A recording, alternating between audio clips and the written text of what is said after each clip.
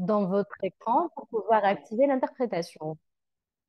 Le plus important, c'est de savoir que ce webinaire est enregistré dans toutes les langues en question et nous allons partager cet enregistrement avec vous et avec les documents, les PowerPoint que nous allons partager, et même les exemples, les liens et les contacts des participants. Pour cette session, vous allez voir aussi l'icône de questions-réponses et donc nous vous encourageons à utiliser cet espace pour discussion et c'est là où les individus vont avoir la capacité de poser les questions euh, comme vous le savez déjà, cette session a été organisée par How to Save the Children. Donc, pour ceux qui sont ici pour la première fois, bienvenue. Et cette série représente une série d'outils pratiques. En parlant d'outils, on parle de cas d'études ou des outils qui sont réalisés par la société civile avec les universités et d'autres. Il y a même des pratiquants de la communauté de la société civile, mais n'importe quelle personne active dans le domaine pourra prendre ceci en considération. Nous avons ces outils et des événements comme ceci pour que nous puissions réaliser ces derniers et comment savoir comment on peut avoir des engagements politiques et réaliser la protection des droits d'enfants. Espérons que vous allez être inspirés par les individus qui vont participer avec nous de l'Éthiopie. Euh, de l'Éthiopie, de la Suède et de plusieurs pays en question. Nous aimerions bien avoir plus de détails concernant votre personne avant qu'on commence. Et donc, nous allons avoir quelques questions sur l'application Slido. Donc, pour que vous puissiez répondre aux questions, s'il vous plaît, essayez d'analyser ou de directement prendre le code QR sur l'écran ou de rajouter ce code que vous avez devant vous sur slido.com pour que vous puissiez répondre aux questions en question. Donc, je vais vous donner 2 minutes pour que vous puissiez nous rejoindre sur Slido et j'espère que vous allez pouvoir voir ceci sur vos écrans et activer le premier poll, juste pour savoir de quel pays vous nous rejoignez aujourd'hui.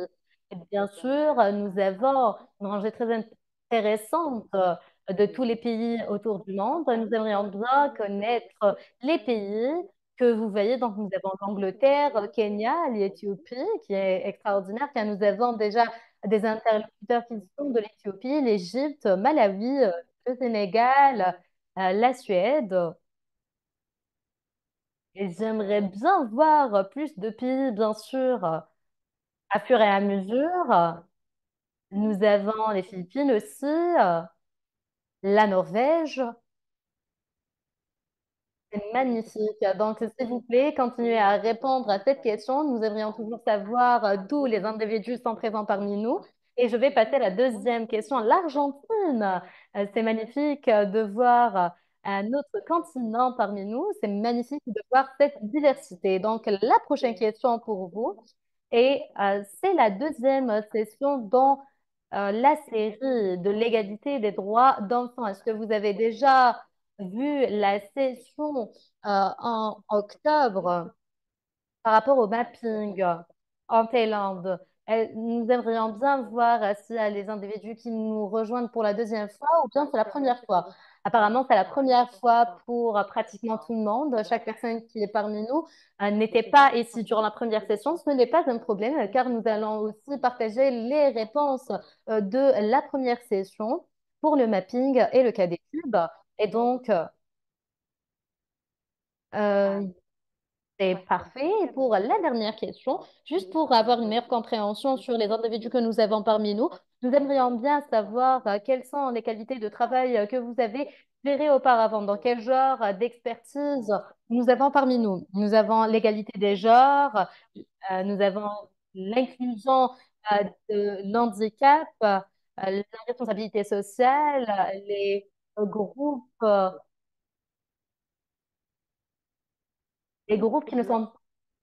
qui sont mal intégrés. C'est incroyable de voir autant qu'ils ont une participation enfantine. C'est un aspect très important avec l'engagement que nous avons dans notre cas. Il y a énormément d'individus qui sont qui font partie du travail de la gouvernance de droits d'enfants. Nous avons l'égalité des genres. Et donc, nous avons une personne de chaque catégorie. Donc, c'est magnifique de voir ceci. Et nous avons toujours ceci dans nos événements.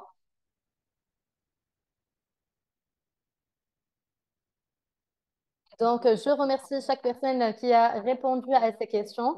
Et maintenant, je vais essayer de vous passer à notre collègue Madina qui va justement commencer avec cette session d'une façon formelle. Je vous remercie.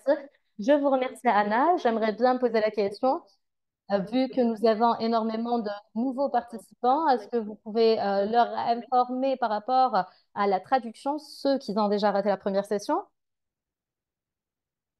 Est-ce que vous pouvez m'entendre, Anna? Donc, je vais remettre le premier diapo. Je vais le laisser pendant un moment.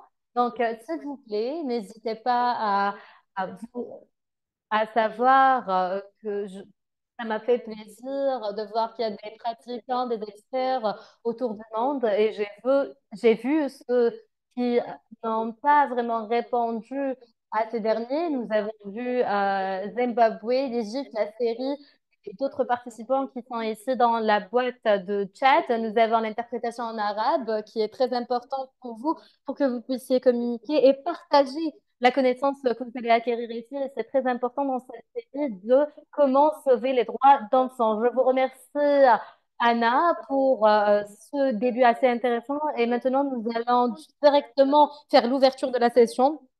J'aimerais juste vous dire que nous avons une autre équipe qui nous rejoint de Yanabab. Nous avons 20 collègues de la société civile de l'Éthiopie qui sont parmi nous dans une seule salle, qui sont en train d'écouter ce webinaire. Donc, je vous remercie pour votre présence et pour votre engagement dans ce webinaire.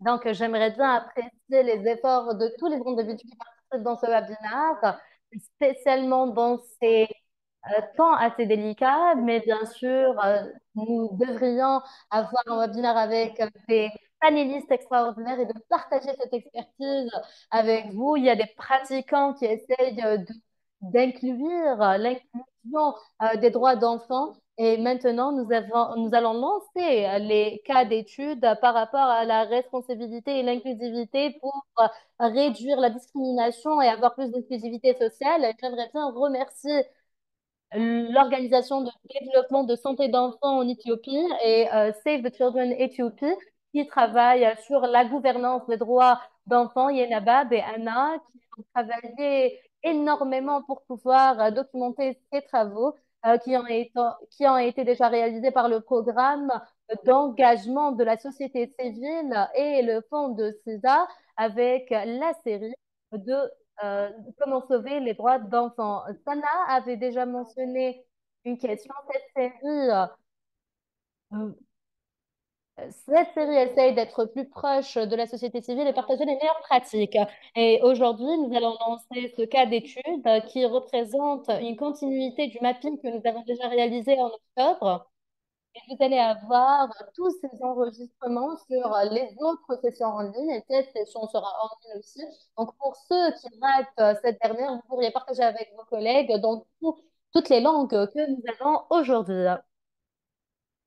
Et donc, juste pour mentionner pourquoi nous sommes ici aujourd'hui, nous allons parler du système de responsabilité et d'inclusivité des droits d'enfants et comment cette méthode a été utilisée pour transformer le travail et les dynamiques de travail entre les adultes, les enfants et la société civile avec les, euh, les individus qui sont responsables de la prise de décision et les gouvernants, spécialement en Éthiopie. Nous avons un cas d'étude très inspirant qui a été enregistré par notre équipe et j'aimerais bien vous mentionner quel est le centre d'inclusivité pour les enfants. C'est une société qui est basée sur la méthodologie de la compréhension des droits et des besoins des enfants pour mobiliser les ressources publiques qui peuvent aider ces enfants et pour créer des opportunités pour les voix de ces enfants et de répondre à leurs demandes. Et je vois ici dans cette communauté, nous avons énormément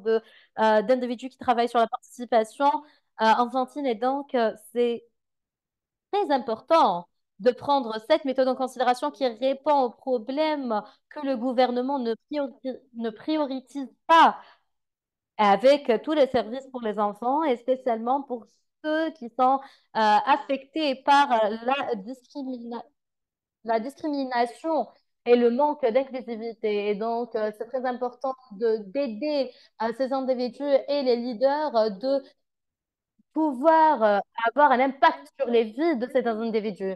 Je sais que travailler avec les individus autour du monde, ceci représente une approche très importante pour créer des opportunités pour les enfants, avec l'inclusivité sociale et la collaboration avec nos partenaires de la société civile et les enfants.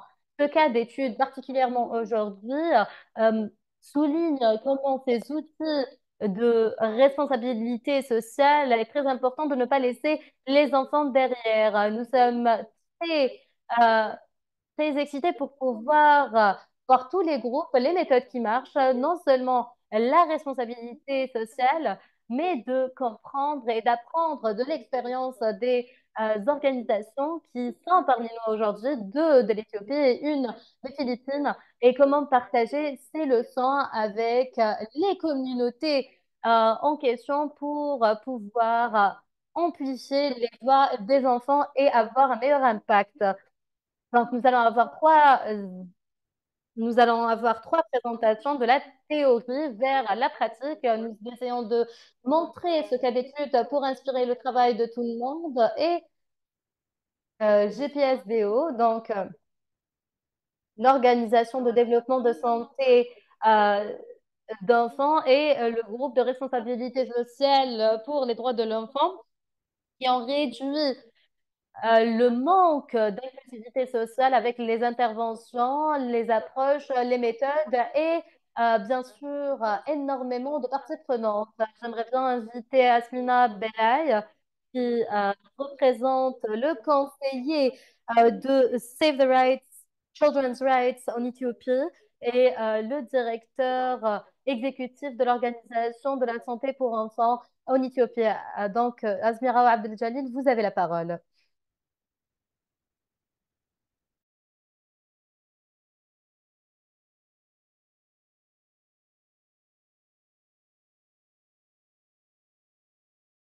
Azmira, est-ce que vous pouvez nous entendre?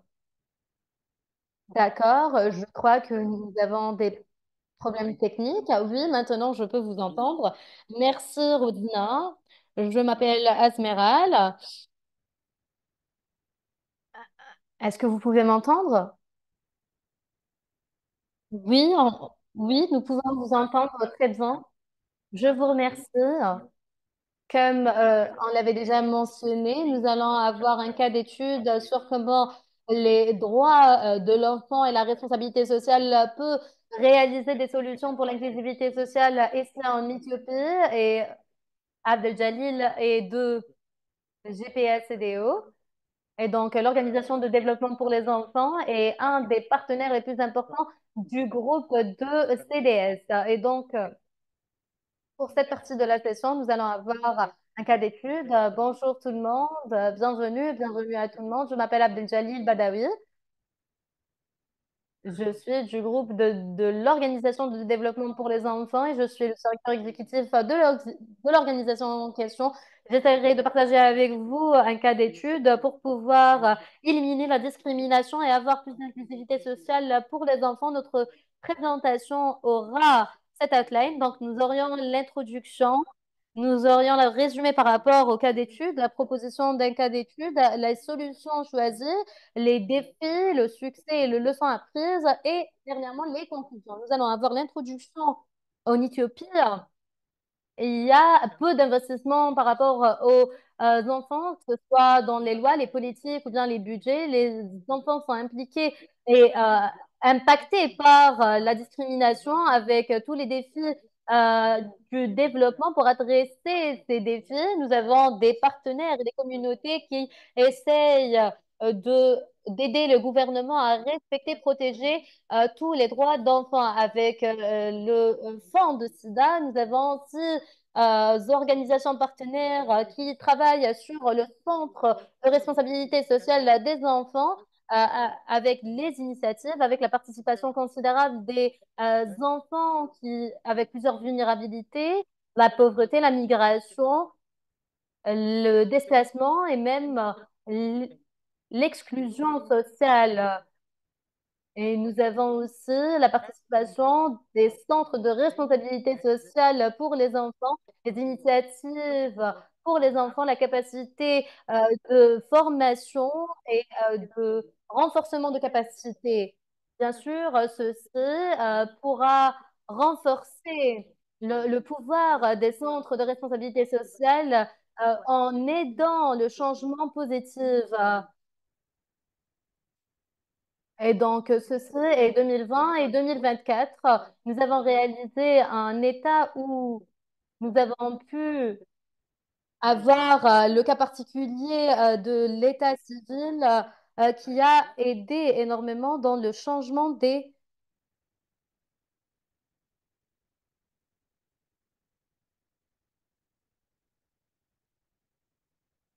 Abdel on ne peut plus vous entendre.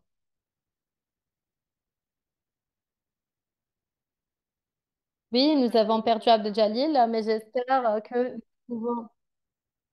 Oui, bonjour, je m'excuse.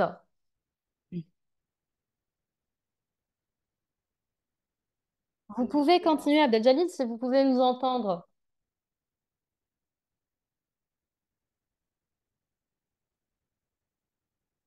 Oui, je sais que nous avons toujours ces problèmes techniques. Ce n'est pas toujours facile. Nous avons fait tous les tests possibles et imaginables, mais bien sûr, ce n'est pas facile. S'il vous plaît, vous pourriez toujours euh, éteindre votre caméra. Peut-être que l'Internet pourra être plus efficace. Essayez d'éteindre la caméra. Je vous remercie et continuez.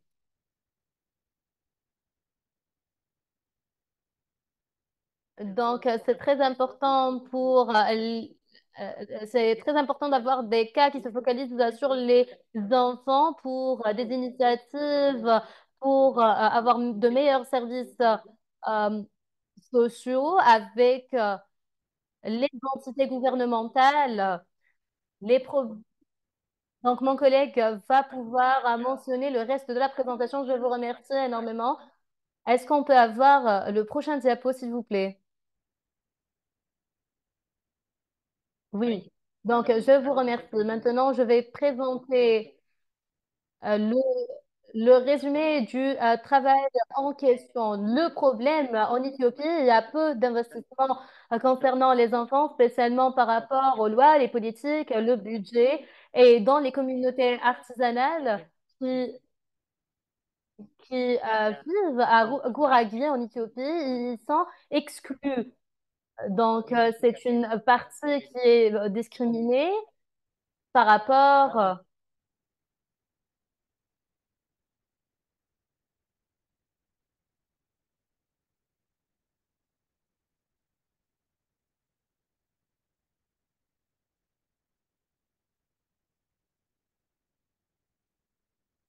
Donc, concernant, concernant l'inclusivité sociale et pratique par rapport à notre analyse, nous avons un peu peu de compréhension sur les droits en question et les lois et les pratiques, les politiques appliquées pour la discrimination et ceci euh, attend les droits des enfants, spécialement dans la communauté artisanale, pour la protection, l'éducation, l'expression d'opinion par rapport à l'éducation. Il y a énormément d'enfants dans les communautés qui travaillent chez eux et la majorité sont des individus qui travaillent pour leur famille. Et donc, ceci est très difficile pour les individus ou les enfants qui font partie ou de cette catégorie sociale. Nous avons aussi ces enfants qui ont énormément de risques et de pratiques de violation de leurs droits, de la violence et d'autres. Et ils n'ont pas le droit de pouvoir avoir la meilleure éducation. Et c'est dans les articles 12 et 13. Prochain diapo, s'il vous plaît. Prochain diapo. Et donc, encore une fois, en ayant ceci, nous avons l'évaluation, après avoir fait l'évaluation des communautés, le programme qui est supporté par CDC et a pu soutenir les partenaires de JPSCDO. Et nous allons commencer un programme qui se focalise sur la responsabilité sociale pour les droits de l'enfant en réalisant des mécanismes et des outils utilisés. Donc, le centre de responsabilité sociale pour les enfants est une initiative qui a été utilisée pour avoir un changement positif sur les familles artisanales et leurs enfants. Et ceci suit des étapes adaptées dans le contexte du programme de 2022 jusqu'à 2024 et qui concerne, donc le programme suit énormément d'implémentation ou énormément de mise en œuvre par rapport aux membres de communautés qui sont formés par rapport aux droits de l'enfant et la responsabilité sociale. Et donc, après, nous avons réalisé le centre de responsabilité sociale pour les enfants. Par la suite, nous avons déterminé les standards, les normes des services par rapport aux droits d'enfants. Et après, nous avons eu un planning, les actions et le follow-up. S'il vous plaît, prochain diapo. Et ensuite, par rapport à cette dernière, nous avons les individus en question pour le processus de responsabilité sociale et comment peut-on utiliser les cartes d'évaluation pour l'accessibilité, pour définir l'accessibilité des services sociaux pour ces enfants par rapport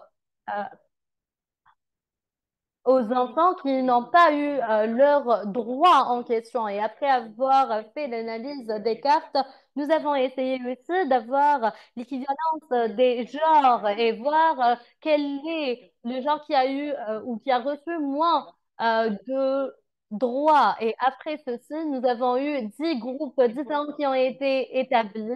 Donc, nous avons plus de 200 adultes et 30 enfants dans les 10 groupes en question. Prochaine diapo, s'il vous plaît. Prochaine diapo, s'il vous plaît. Donc, l'étape C, une fois que les groupes de responsabilité sociale pour les centres d'enfants a été identifié dans les communautés artisanales en faisant face aux problèmes économiques, éducatifs, culturels, l'exclusion sociale, politique ou la participation politique, nous avons vu que ces groupes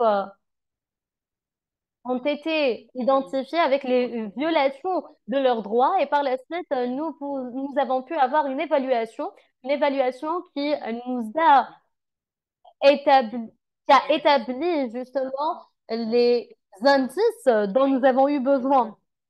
Et ensuite, nous avons vu ces groupes qui ont commencé une série d'initiatives pour adresser l'exclusion euh, sociale et la discrimination pour les communautés artisanales. Donc, ils réalisent qu'il y a une exclusion pour ces enfants et leurs familles et comment ceci pourra impacter les droits de l'enfant. Et par la suite, ils étaient surpris par rapport au niveau de discrimination que les familles en question avaient réalisé et que les droits de l'homme ne sont même pas engagés dans le processus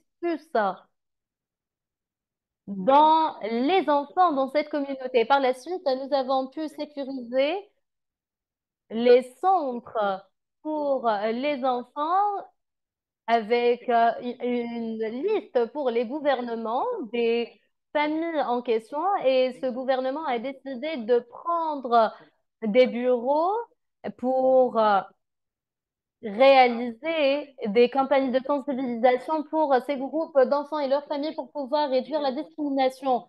Ils ont même fait des visites au foyer des familles en question pour qu'ils puissent envoyer les enfants des artisans à l'école.